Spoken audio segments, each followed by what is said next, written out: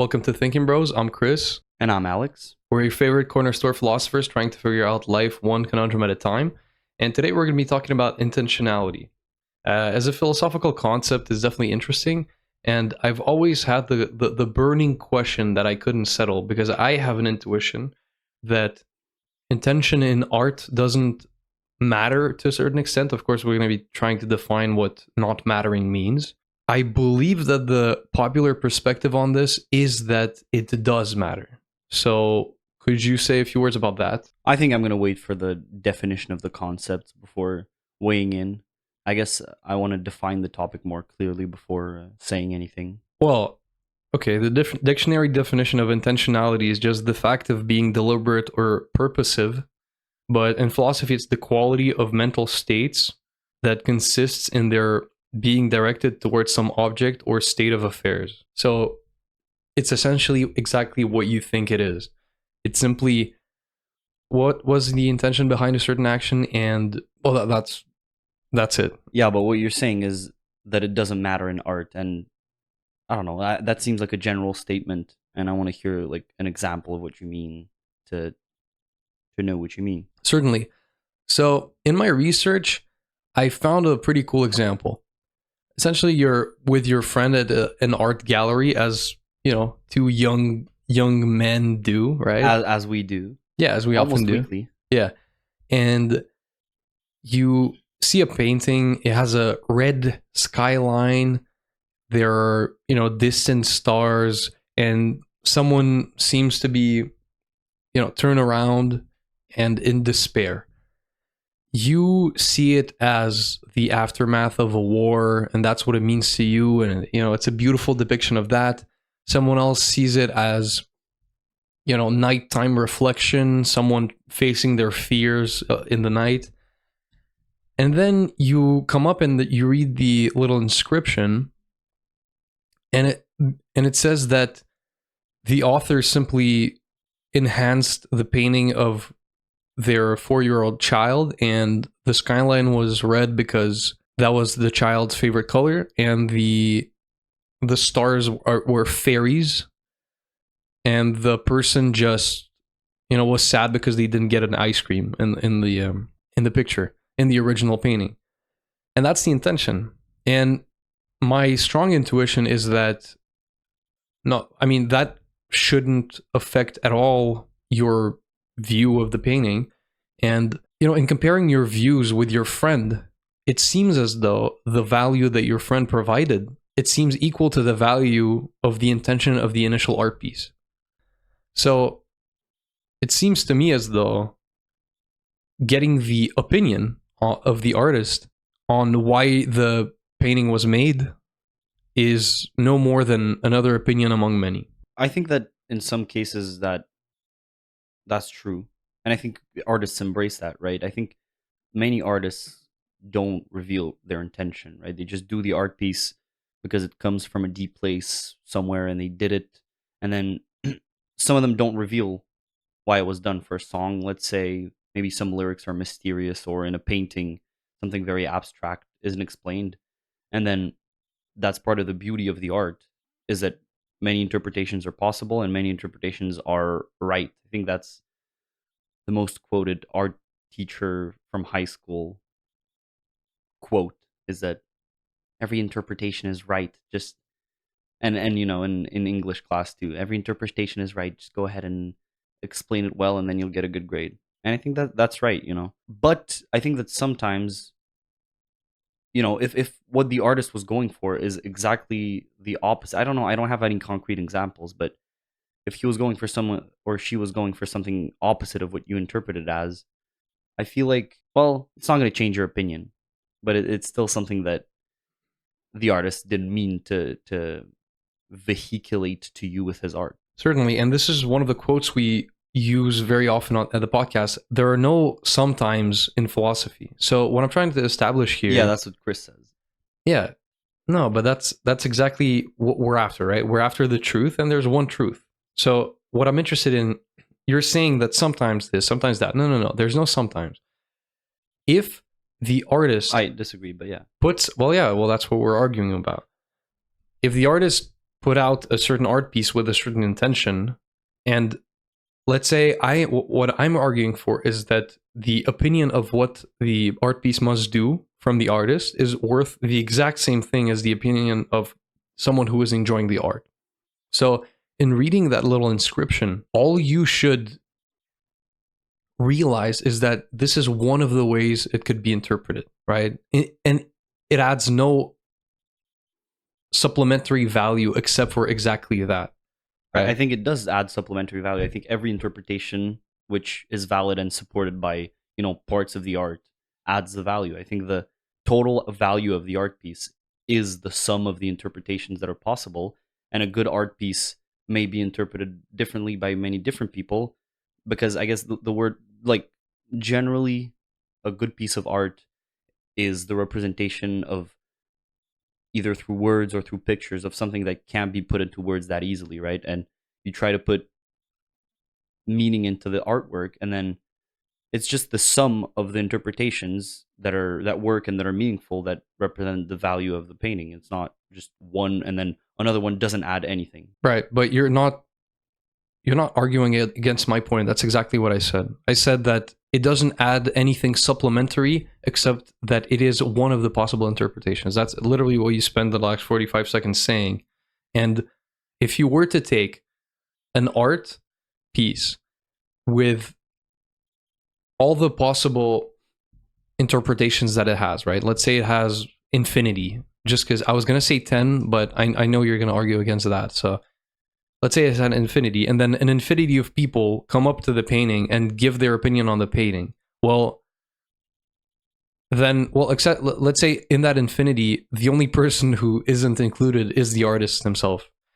And so then, after all the interpretations that have been given are done, the artist comes up and says one of the interpretations in the value set. Does that add anything supplementary if it's already been done? I mean, I don't feel like that's a question. If all the infinity of the options have been named, then it's within the set.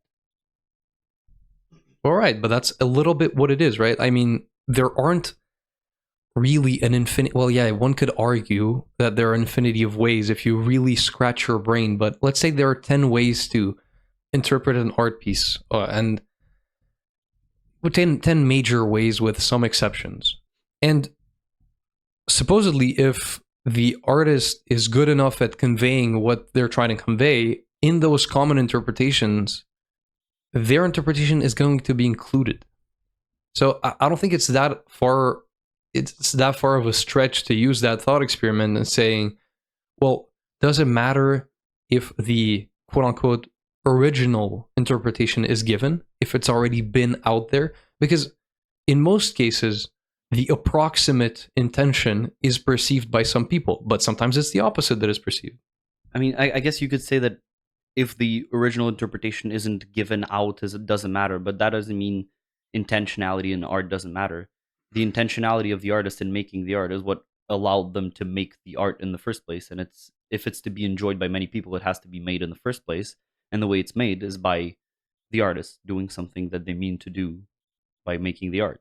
That's fine, but usually the question is asked in a way where we're really asking, in enjoying a piece of art, should I care about what it was made for? I believe that's how the question is commonly asked. I'm not sure. Well, maybe. I just think of art pieces that have many interpretations, and when they do have many interpretations, I think that's the beauty of art, is that intentionality isn't even that clear sometimes. Sometimes the artist just writes down or paints or makes a piece of art that feels like some approximation of the truth of the universe, or some feeling they're trying to convey, or some approximation of something, right? So the intentionality isn't even that clear, but then they make something and hit a certain nerve that speaks to people. So like maybe sometimes the intentionality isn't even that clear, and that's fine too. Yeah, but I'm trying to isolate all these cases and say clear, unclear, said, unsaid. Should it matter to the enjoyer? And what I'm arguing for specifically is, well, yes, it should matter as much as if their friend gave the exact interpretation that the artist initially had, right? So let's say from the initial example, right? If one of the people, right, you're discussing at an art gallery with one of the people, and they're saying, you know what, this looks like the thought of a child, and certainly they would use their favorite color, so it would be red, right? Well, you get that, and then you read the inscription, and it's actually that. Are you? Does that add any supplementary value to you? I mean, yes, I understand the value in discussing art, in understanding other perspectives, but is there something unique? That's the question at hand. Is there something unique about the artist's perspective? And I want to say no. And one of the facts that could support that is exactly what you said. Many good movie directors stop themselves from giving the intention of what they want to do, right? Certain movies that end ambiguously, like some would say Inception, which I would disagree with, but just keeping the debate going and not showing the initial intention to settle the debate has some value. But I think that these directors have the correct intuition that the intentionality doesn't matter. But to the people for whom it matters, wrongfully so, it giving out the intentionality would restrict their way of seeing it, right? Imagine they draw a tornado and someone interprets it as, perseverance through hard times or something. But the artist was initially just angry and they wanted to put it into an image. Well, and let's say that it's very far from me, so correct me if I'm wrong, if humans do this, but some people are inspired by art and they see those images and can be motivated by them. Well, if you had the wrongful impression that the initial intention was important, then limiting your view on what the painting can do is harmful. Wouldn't that be true? And the problem is not to the same degree as discussing it with your friend who might see something else, correct? Yes, but I don't think that's, I don't know, as controversial as you think it is. Because I think many people would agree that, at some point it's out of the hand of the artist, and a good artist just lets interpretations run wild and, sees the value in their art being interpreted in many ways and art speaking to people in all the different ways it does. And I think that's fine. As usual, man. What we're trying to do here is arrive at practical conclusions, right? It seems as though you're accepting all my arguments, but you're not agreeing with me on the overall practical 100% applicable conclusion that hearing about what the artist has to say about the intention of the piece is worth exactly what your friend is saying about the piece. Sure, I just don't think it's black and white, Hearing about the intentionality, like you put it in a vacuum and you're like, okay, you hear about the intentionality in this case and then your interpretation was, better for you, and then it gets worse and it gets restricted because you hear the intentionality of the artist. But at the same time, there can be an initial interpretation of the artist that enhances your view and opens up your mind to many other things. And there are cases where your interpretation, is just weaker. And so I just feel like the artist has the most ground to argue for their view of the piece, right? If your view of of some piece of art matches, in some aspects, you can see the anger in this element and that element, and you can see their frustration through the expression on the character's face there, and you're right for those elements, but maybe sometimes the artist who spent so much time on the piece and knows every little bit and put his or her intentionality in it and knows it better than anyone, hopefully, has some stronger arguments for their view of the piece, and maybe some views are more right than other views. And that's all I'm saying. Well, some views are more right than other views. Well, that's a criminal opinion in art, isn't it? There's no way you can just say that. I think you can say that. I think that not literally all views are exactly the same. Some interpretations of some pieces of art are straight up just wrong, aren't they? To what extent? I mean, if they're wrong according to the initial point, right? Oh, someone represented anger, but what I see is perseverance.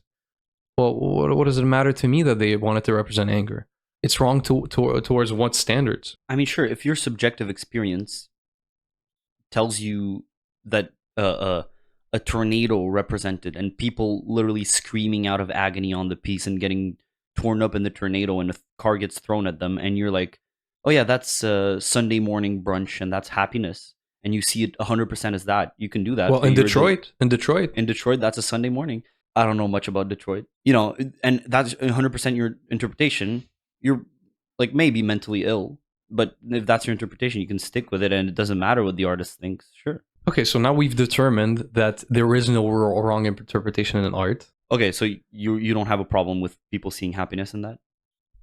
I don't have a problem because people differ enormously, and what you call wrong might be maybe an opinion that not many share, but that's kind of all it is, right? That's if by definition it's subjective, then even the quote unquote best interpretation is what you call it. Let's say it's the artist's, doesn't give any standards about wrong or right. Wouldn't that be true? But that's the definition of subjective. I think it's subjective to some extent. As I said, good art maybe opens itself up to many interpretations and hits some category. The family of feelings that hover around anger and frustration and exasperation and stuff. But when you go completely opposed to that and you go to happiness, maybe the piece doesn't leave any room to interpret it as that. And we can imagine a world where someone does imagine a face in pain and people getting torn apart as happiness, but I don't think realistically that happens much. See, this is the problem with people like you. You accept every one of my points that lead to the strong conclusion, my strong conclusion, and then you just say stuff like that. Look, let me give you the counter example to what you just said, right? Let's see art as someone who expresses their feelings, right? That's whatever they put out, the words that they put out into the world are the art. If they're all smiling and all huggy and they say nice things to you and they're super welcoming, right? Let's say we both go to a party and they do that. You and I are going to come out of that with diametrically opposed impressions. You're going to be like, oh, those were nice people. And I'm going to be like, man, those people were so annoying. They just, licking my boots. Can they just let me live and just say hi and let me go through? And to a certain extent, I think the only way I can be wrong is in not being able to explain myself well enough in coming up with that intuition, right? And that's exactly what leads back to the thing you said about the artist knowing their art piece the best. Well, okay, yes, they were the one to make all the brush strokes, but then there are experts who study. Let's say it took the artists, I don't know, 3 months to do the piece, and then the experts are just studying. Experts. Yeah, we love experts, and they're just studying the piece for a long time, right? I think the only bad opinion is one that isn't thought out. But if you ask me why does that annoy you? Well, I'm going to say, excessive niceness is just insecurity about people not liking you, and you're going to be like, no, you have to welcome it with a more lighthearted view. Maybe they have just been taught that way and never thought about it. There are arguments for every side. Moreover, in art, it goes deeper than that, because intuition can be justification enough to support your view. I mean, look, I look at this painting and it makes me feel like that. It's a snap judgment. Well, in moral judgments, which we're going to get to actually, that's wrong, right? Oh, this is my intuition. I don't have to explain it. My intuition is like this. Well, that's intuitionism and it's horrible, right? But in art, it's almost like, well, okay, this makes me feel happy. Someone else beside you is like, this makes me feel angry. Both are valid. So I think it's I certainly very strongly disagree with your point that wrong interpretations can exist. It's art. That's the definition of subjectivity. Maybe we don't agree on like the extent to which an interpretation is wrong. I agree with you that to the extent that if someone interprets a certain piece of art in a certain manner, the effect of the piece of art is going to be, viewed through that lens that they view the piece of art through. And if it talks to them and it transmits anger to them through the art piece, then that's what they're going to feel. And it's subjective, and it's, as real of a feeling that they get from the art piece as someone who has a more popular opinion, which, I would qualify as more correct, let's say. I don't think it matters if I say correct or incorrect. It's just, good art, I don't think has an infinite amount of, or maybe the interpretations aren't all as valid.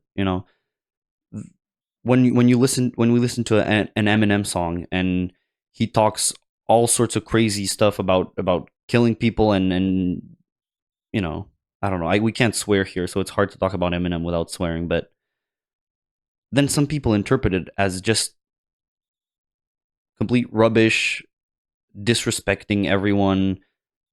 Well, that's sort of the objective, but interpreted as having no intentionality at all, and just being, they don't see the lyrical value of it, and it just being gibberish and him doing whatever he wants, as if he didn't put effort into it and didn't have an intention. We're talking about old Eminem here. But wouldn't you say that those, interpretations are less right because they don't consider some of the parts of the art? They don't understand the full value of, the culture behind it and of the story behind it. I think they seem less correct, and some interpretations are more correct. Yeah, that's definitely interesting. You're on the right track, and I think that's a good example. Just to give context, Don't no, my conclusion is my conclusion is right. We're just walking there, but the thing is, just to explain old Eminem, it's he said outrageous things in a satirical way. But you know what the interesting thing is that part of his intentionality was the filtration system of the people who will and those who will not understand. And the intention of his music was for some people just to get outraged and completely not understand it. And that almost fueled the quality of the music when it got to the ears of the people who did understand. Wouldn't you say? But that's for the specific Eminem case, but it almost had a dual intention where for all of those who are on his wavelength, they understood exactly what he meant. And the people beside them getting mad at the words, they were part of the intention and enhanced. His intentionality in doing that doesn't matter, right? Right, but that wasn't the point you were trying to argue with this example. You were trying to argue for good or bad intention or bad interpretations. And I would say, yeah, well, I can see my interpretation as superior. And then again, when you introduce that topic, it makes it a lot harder to argue for your point, because then you have to draw lines. Like, we're trying to get at certain objective truths. And you gave this example. And you know what the funny thing is? The majority here isn't right. The majority was getting mad at Eminem. But those who could enjoy what he was doing were a minority. But you would qualify it as being the superior interpretation. Because they understood more parts of the art he was making. And I guess in this case, they had a closer opinion of his music. Than other people do. They were closer to that. And in that case, the intentionality of Eminem was the correct interpretation in some sense, because it gave more value to people. There's more value in, hearing him out and then understanding the lyrics behind it, and the fact that he's being provocative with a purpose and everything, than just saying, like, listening to 2 bars and saying, oh, this is rubbish, and then turning it off. Yeah, but here I would call your classification system more or less thought out. And maybe we can get to satire as an art form and say, let's say someone reads Animal Farm their first reading is going to be, without any context, the first reading is going to be, what are these animals doing? They're acting really weird. But then you give them the historical context and it becomes more interesting.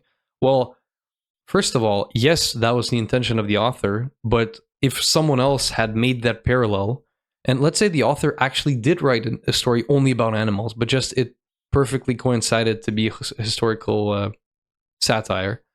Well, if someone just made the parallel, that wouldn't be worth more than the author's intention. Like, what I'm trying to say is, I don't know if that's fair, because the intention of the author was in fact that, and he wouldn't have made the story without it, right? And there's no way someone would have made a random story about pigs with the exact roles that historical figures played without the actual historical facts happening. yeah, but let's say you isolate, you forbid authors from giving out their intentionality, right? For a year, let's say.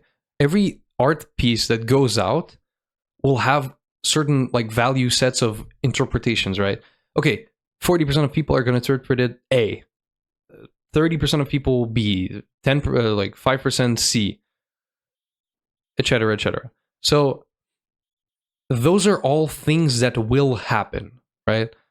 And sometimes the majority will coincide with the author's intention. Sometimes, let's say a psychopath draws him stabbing people in secret chambers, and his intention was to draw heaven.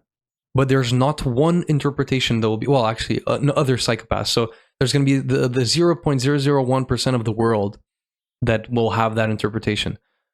Well, what I'm saying is the art piece will go out. Okay, the intentionality behind the art shaped the percentage of people who interpret the art in the same way as the artist according to multiple factors. Their sanity, as we've just determined, their skill at conveying, right? The abstraction. So these are all things that will kind of affect anyway. What I'm saying is there's no correlation with the artist's intention that can make me say that it, quote unquote, matters to the interpreter.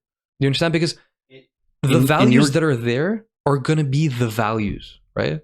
You get it? In your case, where a murderer or a psychopath draws him killing people as murder, in that case, there's no correlation between intentionality and the people's interpretation. But in real art pieces, most of the time, the artist's intention does go through the people and actually reach it. Well, I guess, and sometimes we don't know because the intention wasn't put out. But let's go back to Animal Farm. My point, I guess, what I'm trying to say is that the interpretation of it being a satire of Russian politics in the 19 whatevers is more correct and more, valuable, whatever you want to call it. There's different levels of interpretations, and the interpretation of it as just a random story about animals, if it's subjective, then it has as much value as the real interpretations, right? But I don't think that's the case. I do think it's the case. What if someone read read Animal Farm with, let's say, family hierarchies, and it really resembled cases in his families where the pigs were kind of certain members of the families, and every action correlated to that, and it provided a lot of value to them in this portrayal, because ultimately it was about okay, but what if they human didn't? action. What if they read it as a random story of animals doing random stuff? Again, it's maybe a less thought out one in not understanding the exact parallel, but I wouldn't say it's worse, like bad or good. I would say it's, not bad, but much less good than the real interpretation, because the real interpretation is a warning about human behavior and an exposition of what happened in that dictatorship, and it has a message. It carries emotions for some people. It speaks of the censorship that they had to go through, that a book like that had to be written. As punches, like it packs more of a punch.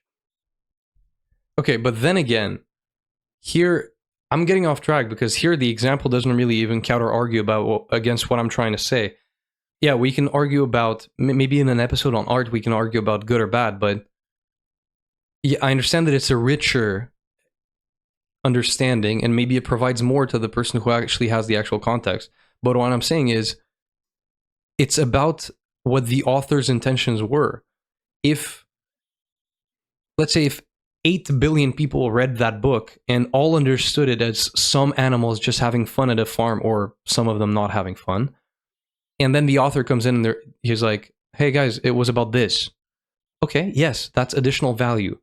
But if 7 billion 999,999,999 people read it and they're like, animals, cool. And then this one guy, who's not the author, comes in and says, hey guys, this is about the Russians. I don't think that the author kind of barging in there and being like, hey guys, it was about the Russians.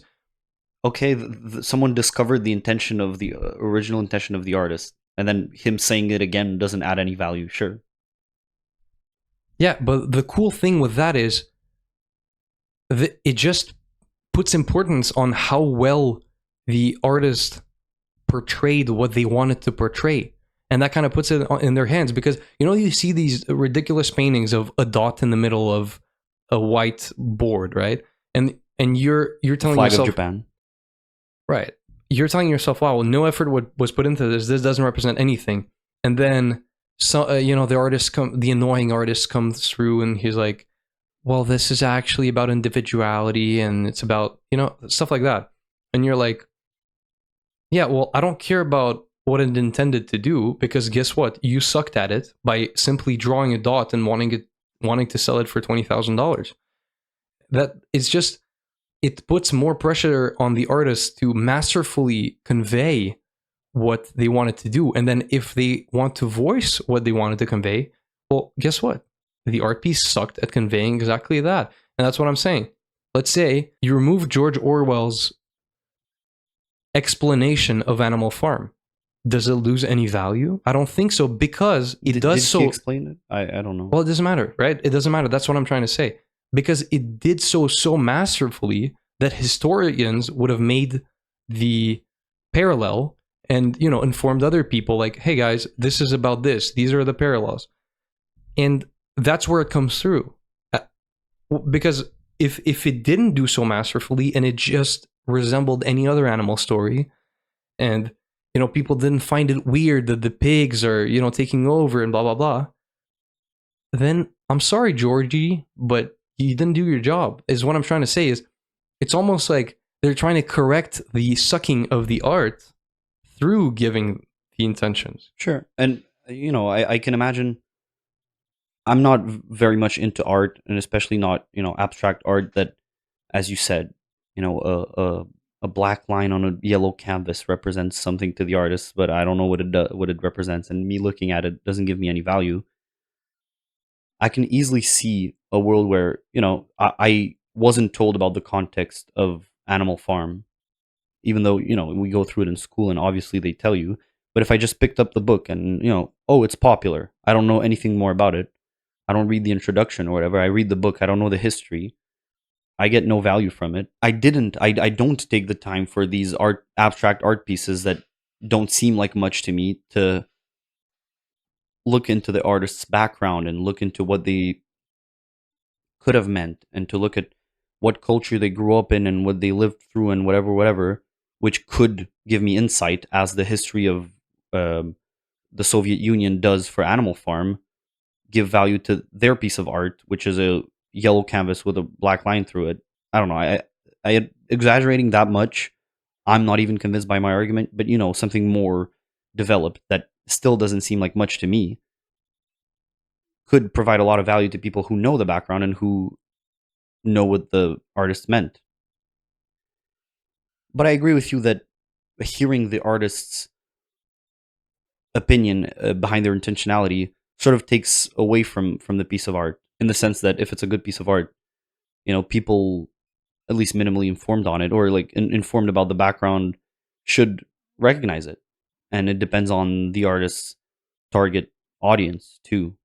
Maybe we're not meant to understand the piece of art that artist put out. Yeah, what I'm trying to say, I think, is intentionality doesn't matter in art interpretation, but it matters in art production. But that's not what matters in usually is used for, right? Like, yes, the artist had an intention to do a certain art piece, and that shaped the way they did the art piece. And when you say about a historical context, that's cool to a certain extent, but it can be a little bit disconnected from the artist, correct? Because that can be studied alone without the artist. Let's say George Orwell wrote that book, didn't give any explanation, quit the world, right? The people would have found, considering the historical context and his history, blah, blah, blah. Or maybe not even his history is what I'm trying to argue for. So let me put it like this, okay? And I know you won't like it. This is why I'm giving the example. So someone is struggling in bed with a cast and it's scratching like crazy. They've had it for a week, right? And they invent the undercast scratcher. And, it's a little handle that goes under the cast and can scratch you anywhere. But then the product is commercialized without asking the intention of the initial, let's call him, artist.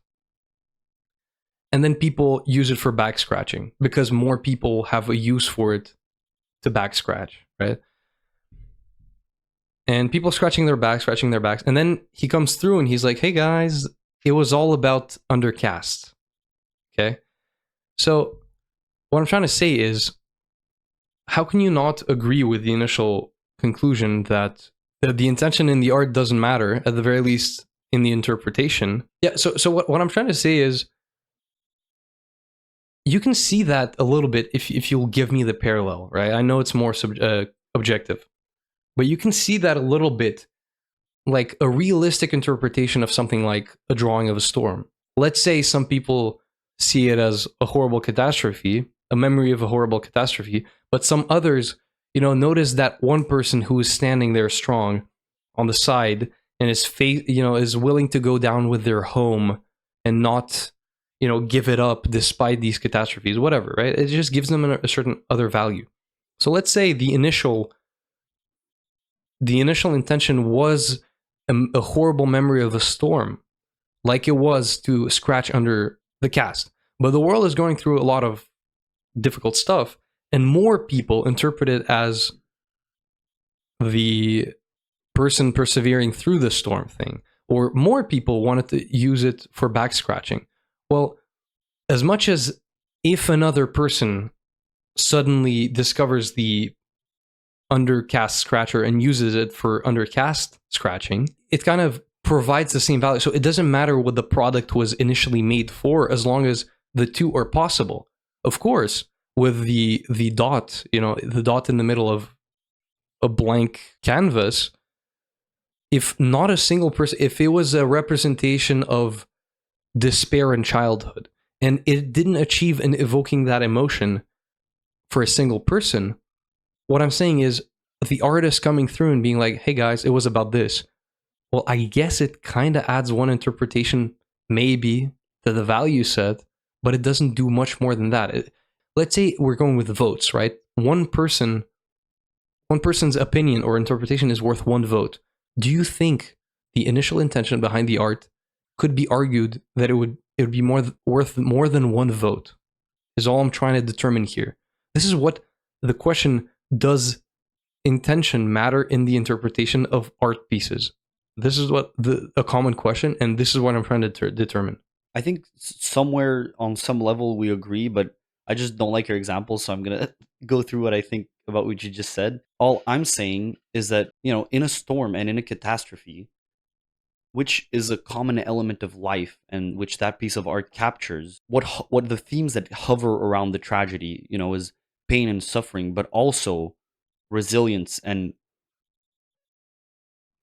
perseverance and toughing through the pain and getting through to the other side of it. And I think that all hovers around the intention of the artist, because clearly the artists survived their tragedy that they're trying to represent, and they're still, making art and living their life fully. So it's somewhat connected. But if someone goes off and interprets the piece of art as a state of zen, peace, and as heaven, it seems like a less valid interpretation, because the elements just don't align.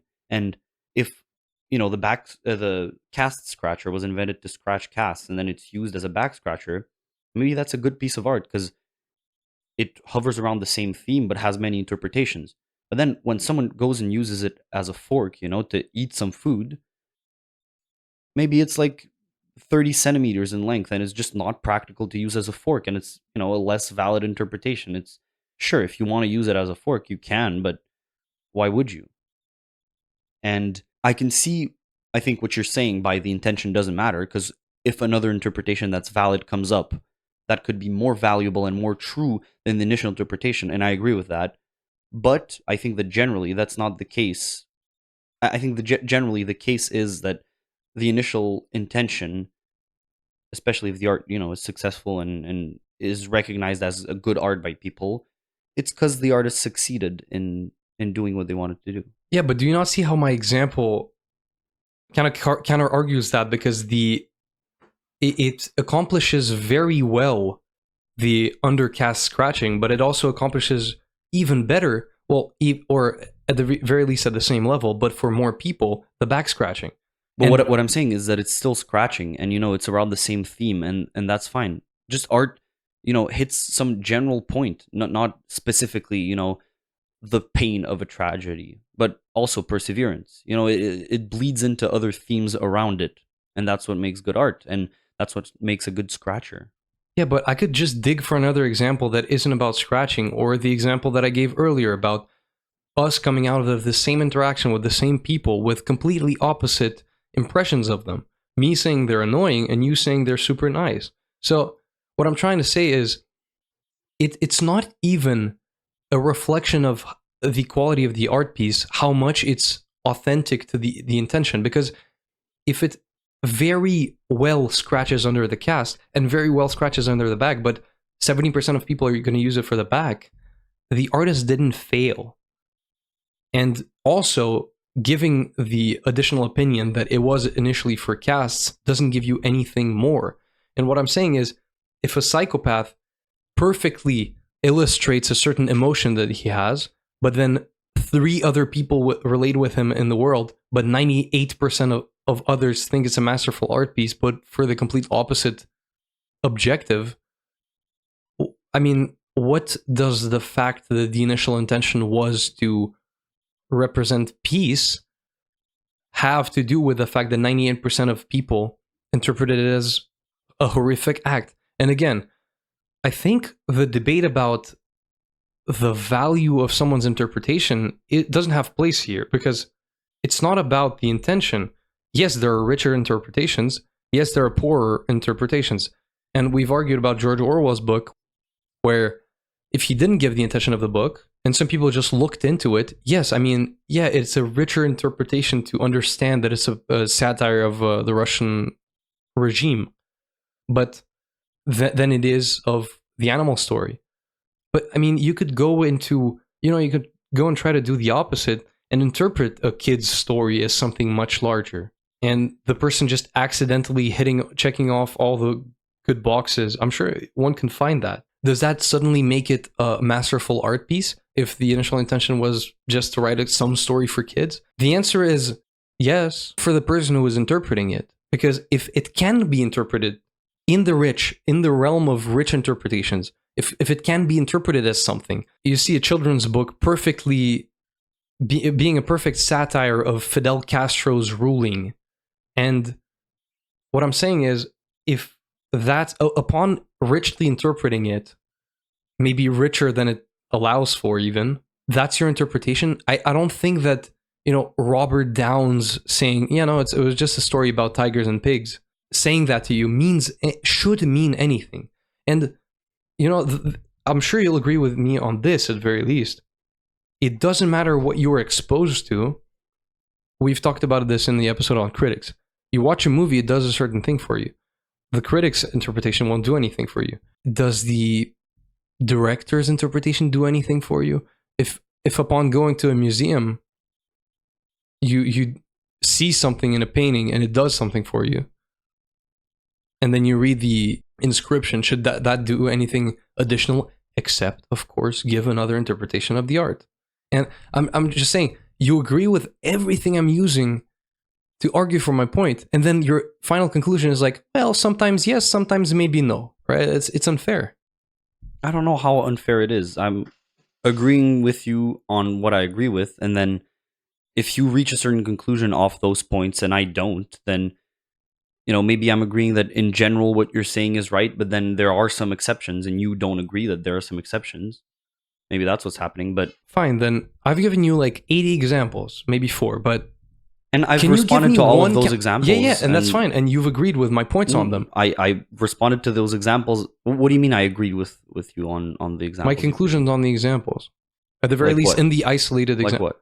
George Orwell, the initial, Okay, the first well, what did example I agree with on that? I forget. We can rewind it, but what I'm saying is, give me one example. No, but tell me how I agree with you, and then how we don't reach the same point. I think we've argued on every single example you've given me. Not really.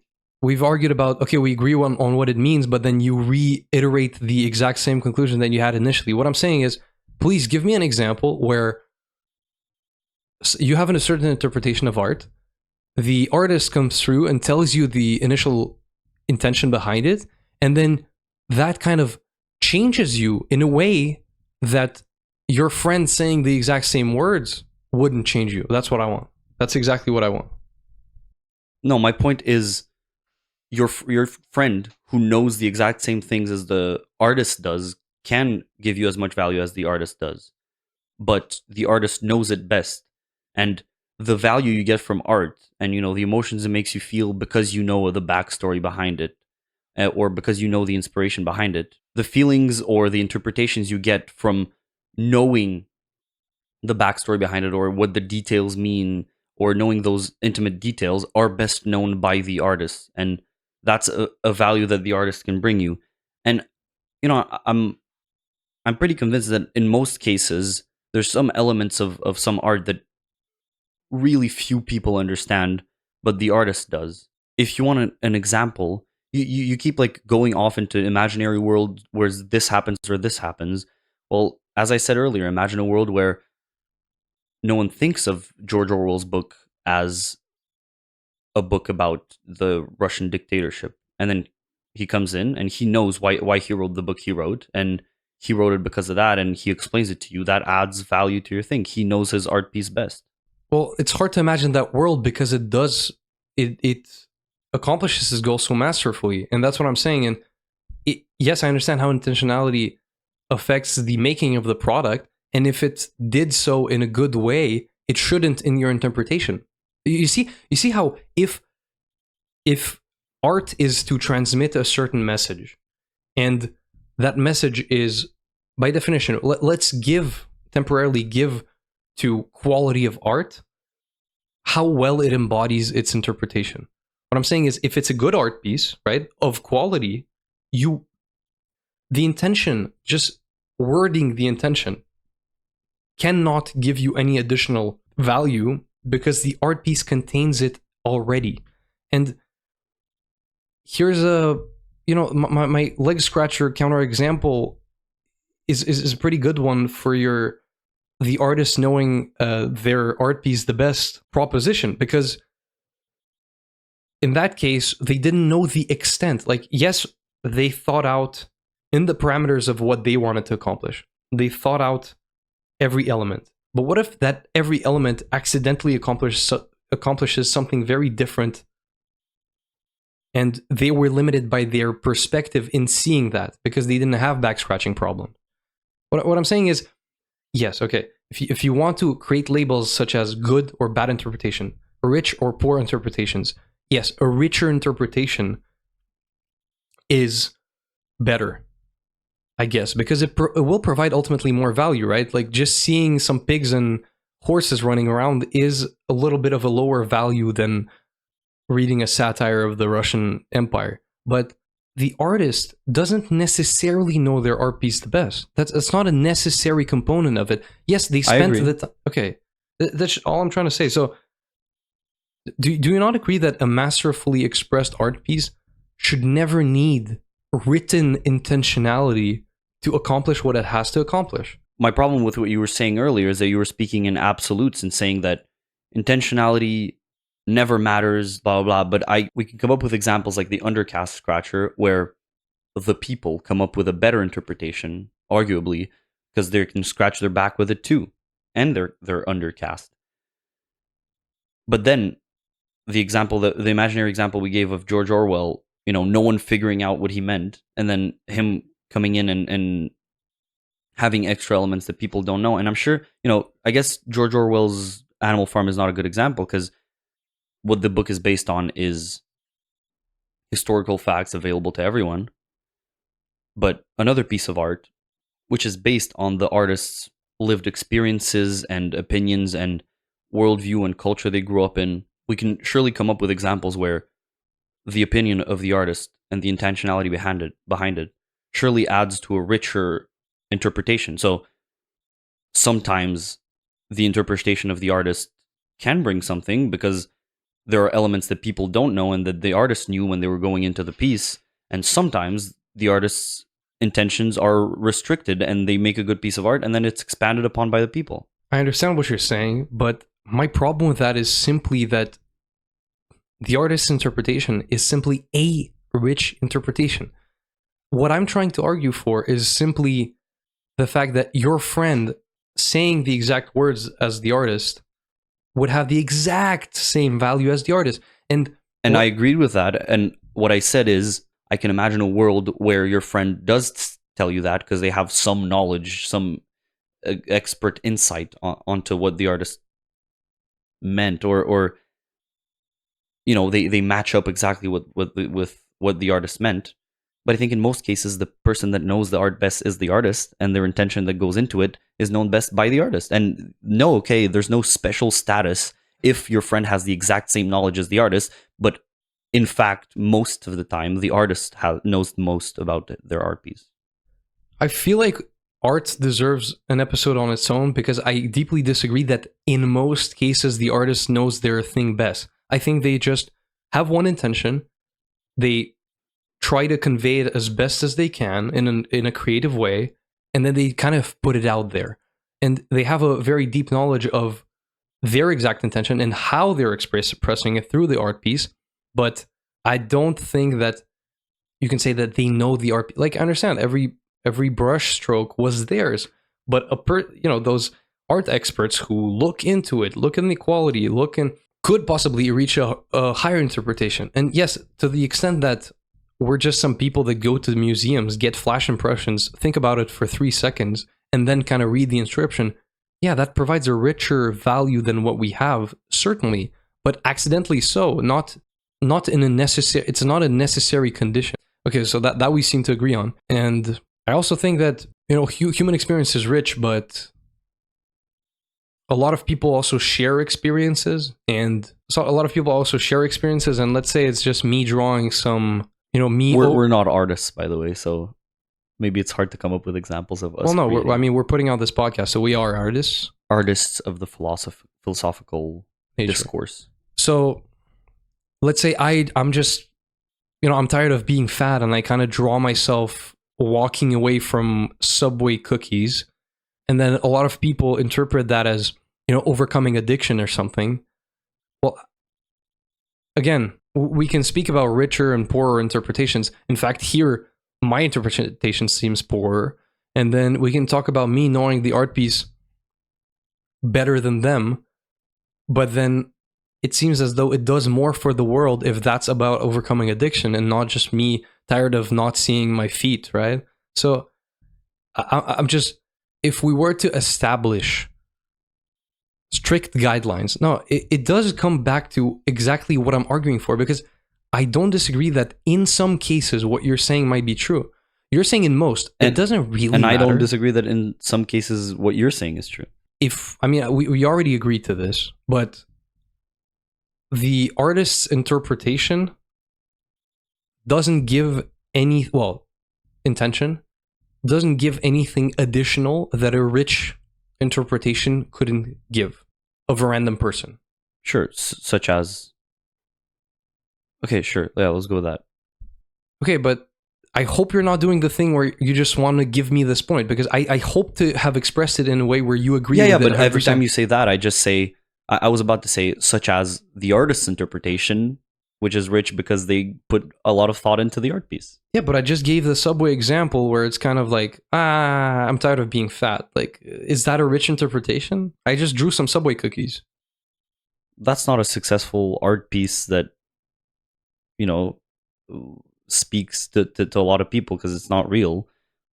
I don't know. In the real world, I can make it real. I can just go on an AI thing and draw it, but like, let's just dig up some old pictures of you, and we'll Photoshop it. what I'm saying is, it is not, again, maybe an episode on art, but what I'm saying is, it is not necessary that the artist has the richest interpretation possible of their art. It's not necessary. Sure.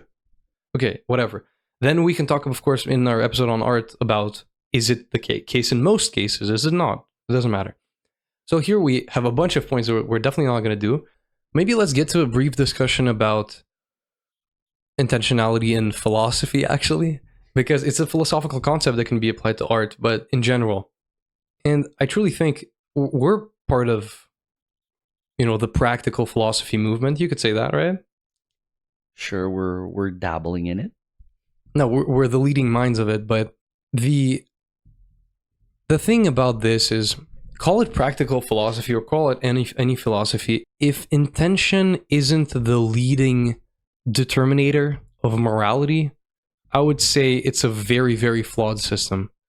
Because what is a person but one who tries to do the most good? And I had this example a couple of episodes ago about you wanting to drive everyone in the neighborhood's kids to school and getting in a car crash. And of course, the human instinct would be to blame you. Of course, that car crash could not even have been caused by you, but they will have been in your car.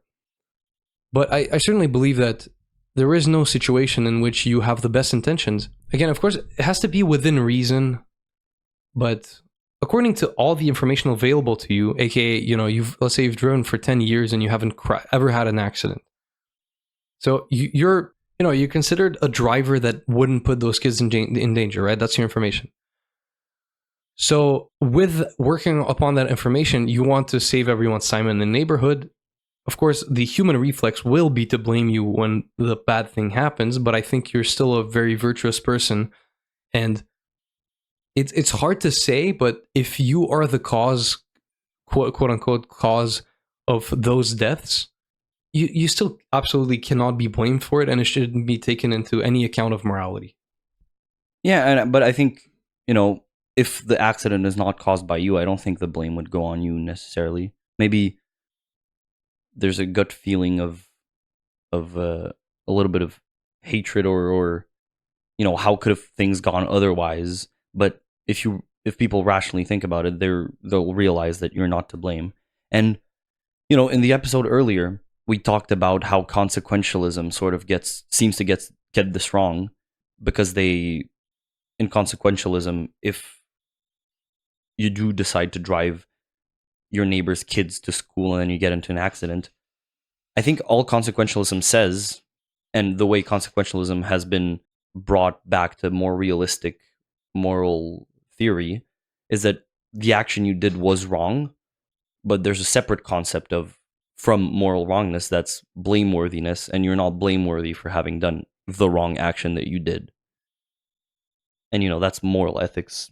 I don't think we have to get into that, but yeah, the intention definitely seems to have to matter more than the actual outcome, because the world is so unpredictable and there's so many free variables that you can't control.